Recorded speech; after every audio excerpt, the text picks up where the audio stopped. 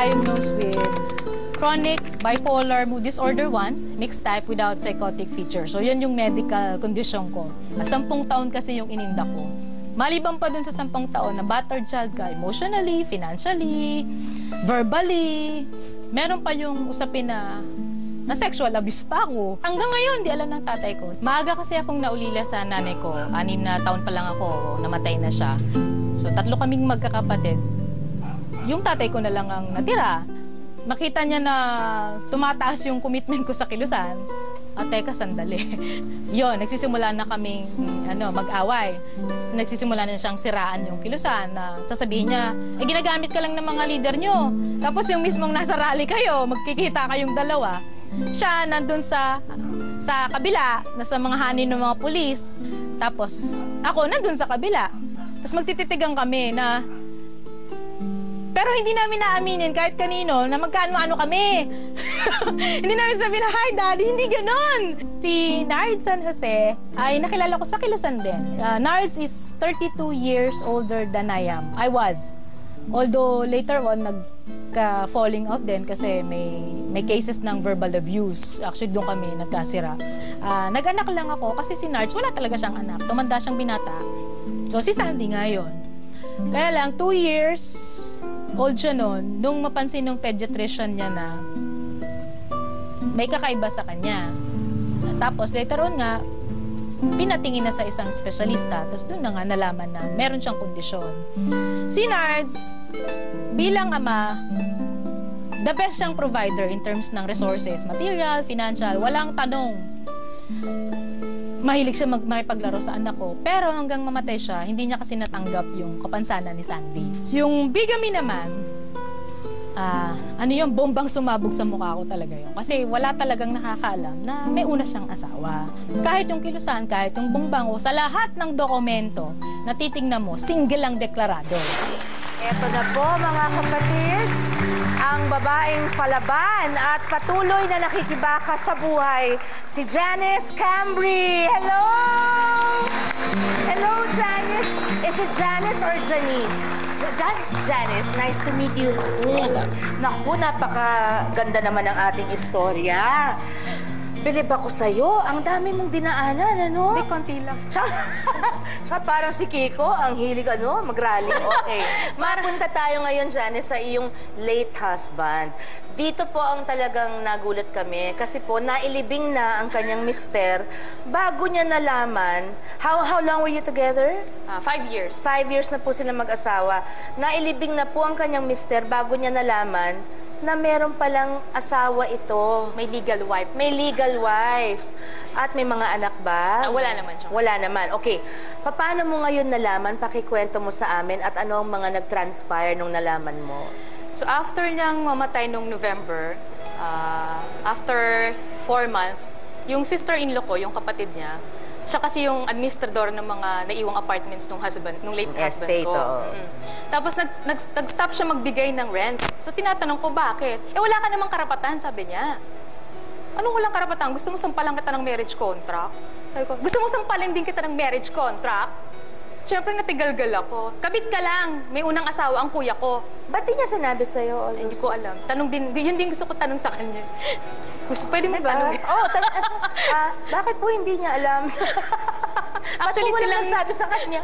Sila lang dalawa yung nakakalam, lumalabas. Sila magkuya. Maliban doon sa asawa. Okay. Bukod sa nangyari sa iyong asawa, Janice, may isa ka pang challenge na kailangan harapin, di ba?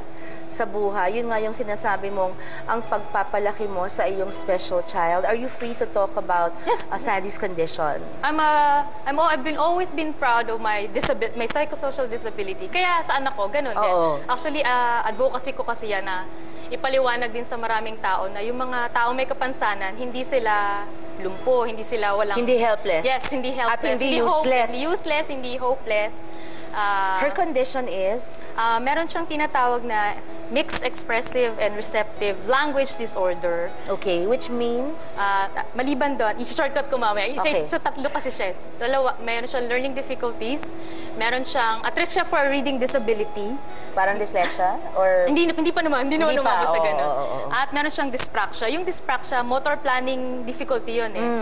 Yung anak ko, yung mga sa atin instinctive. Yung parang rhythm sa atin, very natural. Lahat ng bagay, yung pati yung pagtayo sa isang paa, paggapang sa mesa. Paglakad na. Kailangan kong ituro yon sa kanya kasama ng therapist. Kasi hindi niya instinctive. Hindi siya marunong magtapo ng bola, sumalo ng bola. Hindi niya kaya. Pero, ang ibig sabihin nito, yung disorder niya ay she's just a slow learner. Delayed Yes, lang. yes. Pero makakarating din Yes, siya doon. definitely. Kumbaga, yung mga anak natin, kung alam nilang gawin at 3 years old, maaabot ni Sandy at a much later age. Yes. So siya yung so basically, lahat ng skills niya delayed sa lahat ng bagay by 2 to 3 years. So mag-8 na siya, pero yung pananalita niya pang 5, yung pagbabasa niya pang 6, ganyan. Yung galaw niya, kaya Nakakadagdag din siguro sa depression mo.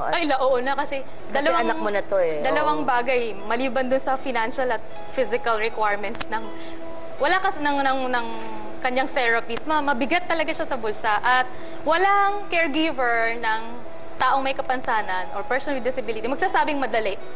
Nakaka-burnout talaga siya. Aaminin ko naman sana kung di naman ako robot. Tsaka may galing.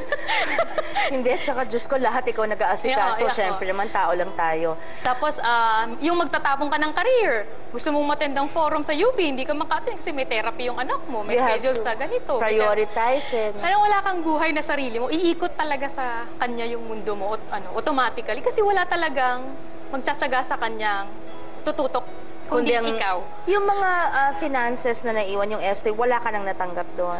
At ang sabi mo daw, di mo kailangan, so kanila na. Pinaglaban ko yung sa right ng bata, sa anak ko. Kasi siya ang may karapatan. Of course. Kung ako, tinanggalan na nila, wala na akong magagawa dahil wala sa batas natin magtatanggol sa mga katulad kong nabiktima ng gano'n. Hindi, tsaka when he was alive, he was a good provider, di ba? To Sandy definitely. especially. Tsaka I hold on to his dying words eh. Sinabi niya na, huwag ka nang umiyak, secured naman kayong mag-ina. So, I don't think... I'm sorry sinabi rin ng tatay ko yan sa nanay ko eh. Ang ibig pala niya sabihin, huwag ka mag-alala. Diyan naman si Sharon. Ay, siya talagang alam. Okay lang, dahil mama ko yun. I'm proud. Ako naman, alam ko namang may naiwan talaga. Estates, bank accounts. Naku, buti ka ba? Ngayon kaya lang, talagang kinuha. How are you now? Ay, ito. Nakasmile, blooming, ganyan. Kung merong sigurong mas mataas pa na word sa kaligayahan, yung maligayang maligaya, yun na yun. Blessed, oo.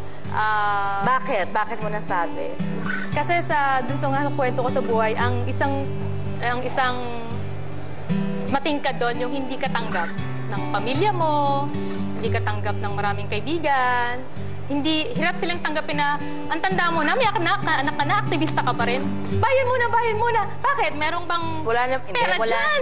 Wala naman sa edad yun sa prinsipyo. Hindi nila makita, hindi nila matanggap na ayoko magpakayaman, na ginagamit ko yung utak ko, UP ka, hindi mo ginagamit. Ginagamit ko nga, wala nga lang ko sweldo. Magkaiba yun. Hindi nila matanggap na ganon. I am very, very fortunate to have found, finally, someone na who's a dream come true. Yes, and he's right here. And he's right here and always everywhere with me. Yung talagang very, very supportive sa lahat ng advocacy ko, sa pagiging aktivista ko. He just loves you for who you are. Definitely. And everything you believe in. Tanggap ka.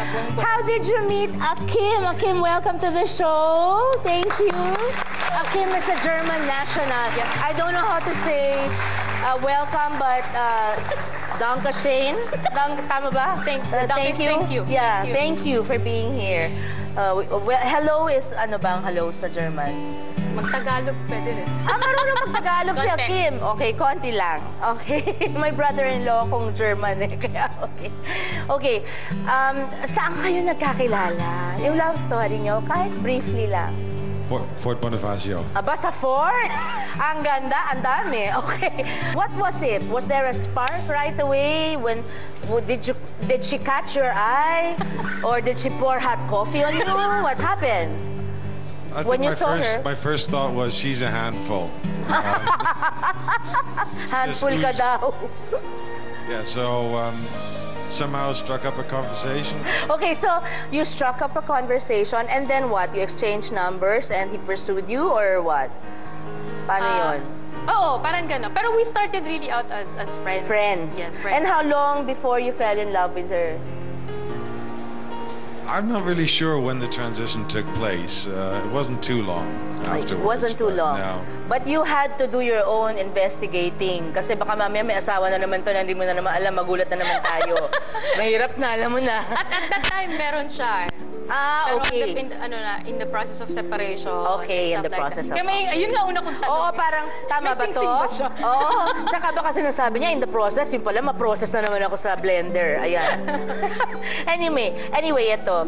Kim, may I ask you the favor of saying to everybody watching us on national television, and actually, we're now seen all over the world. So if there's anything that you would like to tell Janice, and for the whole world to hear, this is your chance. Well, first of all, I'm very proud of the things she does and how, despite everything that's happened to her, she still picks herself up, dusts herself off, and goes out and helps somebody else. It's quite remarkable. I can't recall ever having met somebody like that, and she's really had the odds stacked against her. So go out and get him, Tiger. Thank you so much. Kim, what do you want to say to that? I love you, darling. I call him my debonair. Debonair, nako. Dapat sagutin niya ako ng I love you din. Kaya lang Tagalog. Tagalog. Can you say I love you in Tagalog? Mahal na mahal kita. Alam mo? Meron pang isa. Yung Isa pa. Isa pa. Or iniibig kita. Alam mo, are you sure you're German? Because your English is fluent and you have an American accent, and then you speak Tagalog almost without the accent, no? With a real Tagalog accent. Thank you so much for that, Kim, and for being here. Thank you. Thank you. And thank you, Janice, dahil alam niyo po sa bawat challenge na ibinato sa kanya ng tadhana, hindi nagdalawang isip si Janice na bumangon at magsimula muli. Siyempre, UP yan eh. Maraming salamat dahil binigyan mo kami ng inspirasyon, Janice, para maging matatag at magsimula muli.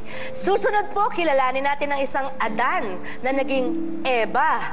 At ngayon, nagsisimulang muli bilang isang Adan. Abangan po natin ang kanyang napakagandang kwento sa pagbabalik ng Sharon. Kasama mo, kapatid.